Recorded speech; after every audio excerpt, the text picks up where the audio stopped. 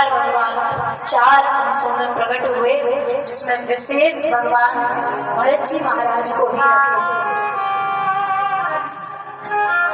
भगवान राघवेंद्र सरकार अवध में सब उनकी लीला से परिचित हैं, सब जानते हैं किस प्रकार भगवान ने अवतार लिया है। दशरथ जी महाराज का चौथापन आ चुका था, कोई संतान नहीं थी। एक दिन गुरु माता अपने पौत्र को लेकर महलों में विराजमान थी, तो विलाप करने लगा, रुदन करने लगा।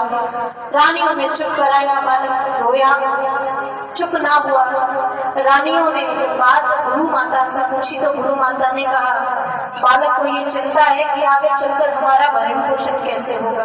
महाराज दशरथ का चौथापन आ गया, कोई संतान ना हुई। ये बात जब दशरथ महाराज को पता चली, दशरथ जी से राह आ गया और इस बार सीधे गुरु के यहाँ गए।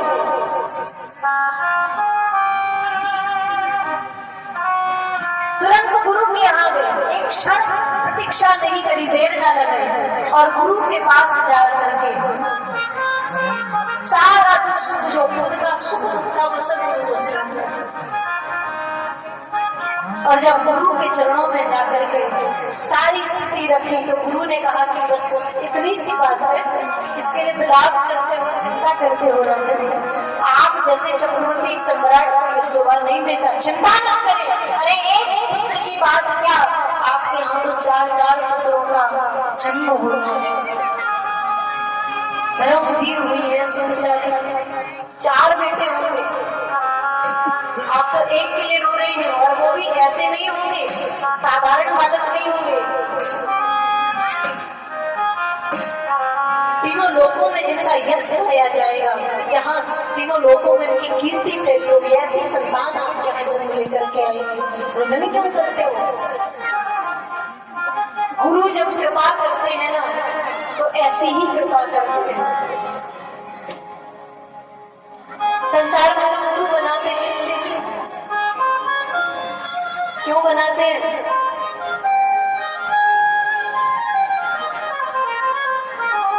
गुरु बनाना जीवन का हिस्सा नहीं है,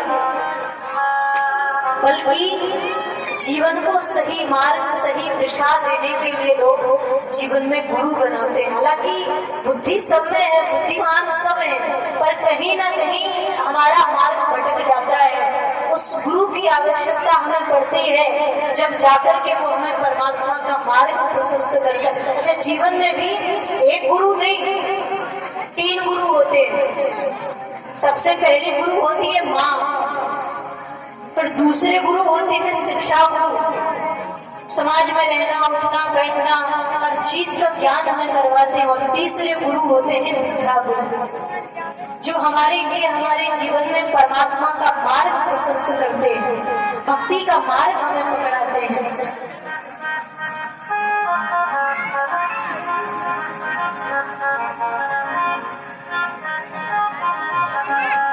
आज गुरु ने कृपा करी, दशरथ जी महाराज बड़े प्रसन्न हो गए और पुत्र कामेष्टि यज्ञ वशिष्ठ जी महाराज ने करवाया। संग ऋषि को बुलाया, संग ऋषि के द्वारा वो पुत्र कामेष्टि यज्ञ हुआ। यज्ञदेव हाथ में हविष्य यानी खीर का प्रसाद लेकर प्रकट हुए और वो प्रसाद दशरथ महाराज को लेकर के वो प्रसाद तीनों रानियों में बांटने के लिए कहा। राजा दशरथ ने बराबर बराबर भाग करके वो प्रसाद बांट दिया और रानियों ने प्रसाद को बड़े प्रेम से पाया। लेकिन कैकेयी का प्रसाद एक चील लेकर के उड़ गई और वो चील उस पर्वत पर गई जहाँ माँ अंजलि तप कर रही थी। उस प्रसाद को चील ने ले जाकर प्रसाद अंजनी माँ की गोदी में डाल दिया और अंजनी मैया ने उस प्रसाद को ग्रहण किया, जिससे श्री अंजनी कुमार श्री हनुमान जी महाराज उनके गर्भ में आ गए। यहाँ कैकेयी के पास जब प्रसाद नहीं बचा तो महाराज दशरथ ने जो प्रसाद था उसके भाग करके एक भाग निकाल करके को दिया, एक भाग कौशल्या को, सुमित्रा के भाग के 2 भाग करके सुमित्रा को प्रदान कर दिए। इस प्रकार सभी ने प्रसाद को ग्रहण किया और सभी के गर्भ में संतान भगवान जब गर्भ में आने की लीला भगवान ने करी, गोस्वामी जी महाराज लिखते हैं, यही विधि गर्भ सहित सब नारी वही हृदय हर्षित सुख भारी। भगवान के अवतार का सुंदर सुमसर समय आया, देवताओं ने पुष्प वृष्टि करी, भगवान का स्वागत किया, भगवान की स्तुति करी। आइए हम आप सब मिलकर के भगवान श्री राघवेंद्र सरकार को प्रणाम करते हैं। माँ के सामने राघव सरकार का प्रागट्य हुआ और बोलिए राम लला सरकार। देखो भगवान का पदार्पण हो चुका है प्रत्यक्ष रूप में, दिखाई नहीं दे रहे लेकिन आ चुके।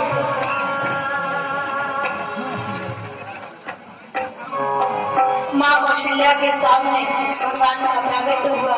माँ ने प्रार्थना करी, नाथ कृपा करके आप शिशु रूप में आइए, जो लीला हमें सुख प्रदान करने वाली है, मैं भी आप पर वात्सल्य लुटा सकूं, आपका प्रेम, आपकी कृपा मुझे प्राप्त हो, ऐसी प्रभु लीला करिए।